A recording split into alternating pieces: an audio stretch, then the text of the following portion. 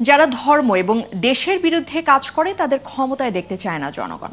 সকালে ঠাকুরগাঁওয়ে নির্বাচনী সভায় জামায়াতকে উদ্দেশ্য করে এমন মন্তব্য করেছেন বিএনপি মহাসচিব মির্জা ফখরুল ইসলাম আলমগীর।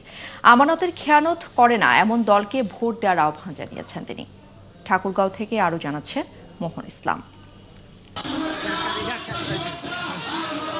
ঠাকুরগাঁওয়ের আকচা এলাকায় শনিবার সকালে নির্বাচনী সভায় যোগ দেন বিএনপি মহাসচিব ও এই আসনে ধানের শীষের প্রার্থী মির্জা ফখরুল ইসলাম আলমগীর। যে এইবার আপনারা আমাকে একটা সুযোগ দিবেন, এটাই হয়তো আমার শেষ নির্বাচন।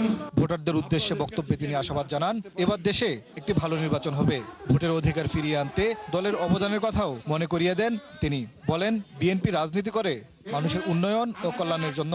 আপনাদের আমানত, যেটা ভোটের আমানত, যেন দায়িত্ব আমি নিব, তার খেয়ানত আমি করবো না ইনশাআল্লাহ।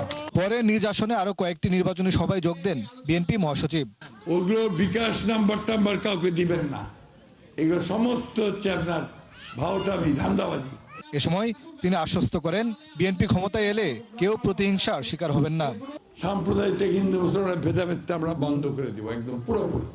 আমাদের এখানে সবাই যে যার ধর্ম করবে, যে যার কর্ম করবে। ধর্ম যার যার, রাষ্ট্রটা সবার।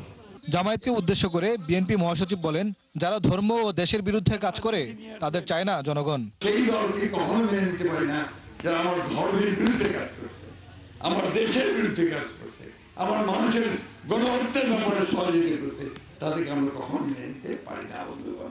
আমার নেতা শহীদ প্রেসিডেন্ট জিয়া রহমান স্বাধীনতার ঘোষণা দিয়েছিল, যুদ্ধ করেছিল। সরকার গঠন করলে ফ্যামিলি কার্ড সহ বিএনপির পরিকল্পনাও তুলে ধরেন বর্ষিয়ান এই রাজনীতিবিদ। এটা হচ্ছে ফ্যামিলি কার্ড। মোহন ইসলাম, ৭১, ঠাকুরগাঁও।